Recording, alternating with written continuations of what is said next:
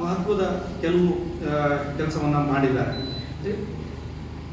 ಪತ್ರಗಳಾದ ಮಹಮೂದ್ ಗವನ್ನ ಪತ್ರಗಳನ್ನು ಅವರು ಪ್ರಕಟಿಸುವ ಕೆಲಸವನ್ನು ರಿಯಾಜುಲ್ ಇನ್ಶಾ ಅನ್ನುವ ಒಂದು ಪುಸ್ತಕವನ್ನು ಅವರು ಎಸ್ ಚಾಂದ್ ಅವರು ಎಡಿಟ್ ಮಾಡುವಾಗ ಅದಕ್ಕೆ ನೇರವಾಗಿ ಜೊತೆಗಿದ್ದು ಆ ಹಸ್ತಪ್ರತಿಯಲ್ಲಿದ್ದ ರಿಯಾಜುಲ್ ಇನ್ಶಾ 154 ಗವಾನನ 154 ಪತ್ರಗಳನ್ನು ಕೂಡ ಅವರು ಪಾರ್ಸಿ ಭಾಷೆಯಲ್ಲಿ ಎಸ್ ಚಾಂದ್ ಎಡಿಟ್ ಮಾಡುವಾಗ ಅದರ ಪೂರ್ಣ ಹೊಣೆಗಾರಿಕೆಯನ್ನು ಹೊತ್ತು ಅದು ಪ್ರಕಟವಾಗುವ ಹಾಗೆ ಅಂದರೆ ಹಸ್ತಪ್ರತಿಗಳನ್ನೇ ಪ್ರಕಟಿಸುವ ಸೈಯದ್ ಅಲಿ ತಬತಾಬಾಯಿ ಇರಬಹುದು, ಮಹಮೂದ್ ಗವಾನ್ ಇರ್ಬೋದು, ಈ ಥರ ಇತಿಹಾಸದ ಆಕರಗಳು ಹಸ್ತಪ್ರತಿನಲ್ಲಿ ಉಳಿಯದೆ ಅವುಗಳು ಓದುಗನಿಗೆ ತಜ್ಞರಿಗೆ ದೊರಕುವ ಹಾಗೆ ಪ್ರಕಟವಾಗಬೇಕು, ಎಡಿಟ್ ಆಗಬೇಕು ಅವುಗಳಂತ ಹೇಳಿ ಅನ್ನೋ ಉದ್ದೇಶದಿಂದ ನಿಜಾಂ ಸರ್ಕಾರದಿಂದ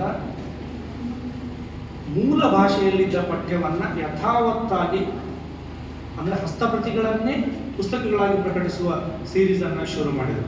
ಅದರಲ್ಲಿ 2 ಪುಸ್ತಕಗಳು ಬಂದು ಎರಡರಲ್ಲಿ ಎರಡು ಪುಸ್ತಕಗಳು ಬರ್ತಿದ್ದಾಗಲೇ ರಾಜಕೀಯ ಸ್ಥಿತ್ಯಂತರದಿಂದಾಗಿ ಮುಂದೆ ಆ ಸರಣಿ ಕಂಟಿನ್ಯೂ ಆಗಲಿಲ್ಲ. ಹಾಗಾಗಿ ನಾವು ಹಲವು ಮಹತ್ವದ ದಾಖಲೆಗಳನ್ನು ಇನ್ನೂ ಕೂಡ ಹಸ್ತಪ್ರತಿ ರೂಪದಲ್ಲೇ ಉಳಿಸ್ಕೋಬೇಕಾಗಿದೆ.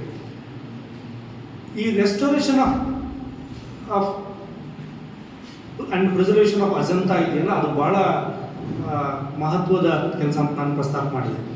ಇವರ ಒಟ್ಟು ಸಾಧನೆಯನ್ನು ಭಾರತದ ಉಪರಾಷ್ಟ್ರಪತಿಗಳಾಗಿದ್ದ ಜಕೀರ್ ಹುಸೇನ್ ಅವರು ಒಂದು ಕಡೆ ಹೀಗೆ ಬರೀತಾರೆ: when I am dead, look not for my grave within the earth. ನಾನು ತೀರ್ಕೊಂಡಾಗ ನನ್ನ ಗೋರಿಯ ಒಳಗಡೆ ನೋಡಬೇಡಿ.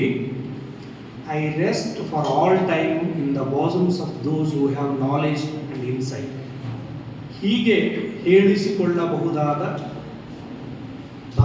ಹೈದರಾಬಾದ್ ಆರ್ಕಿಯಾಲಜಿಕಲ್ ಸೊಸೈಟಿಯ ಫೌಂಡರ್ ಆಗಿದ್ದ ಗುಲಾಮ್ ಯಜ್ದಾನಿಯವರು ದಖ್ಖನಿನ ಮತ್ತು ಅಂದರೆ ಕಲ್ಯಾಣಿ ಚಾಲುಕ್ಯರ ಕಾಲದ ಶಾಸನಗಳನ್ನೂ ಒಳಗೊಂಡಂತೆ ದಖ್ಖನಿನ ಮಹತ್ವದ ದಾಖಲೆಗಳನ್ನು ಹುಡುಕಿದ, ಆ ನೆಲೆಯಲ್ಲಿ ಕೆಲಸ ಮಾಡಿದ, ಅವುಗಳನ್ನು ದಾಖಲಿಸಿದ, ಅವುಗಳನ್ನು ನಮ್ಮ ತಲೆಮಾರಿಗೆ ಸಾಗಿಸಿದ ಒಂದು ಮಹತ್ವದ ಕೆಲಸ ಮಾಡಿದ ಚೇತನ.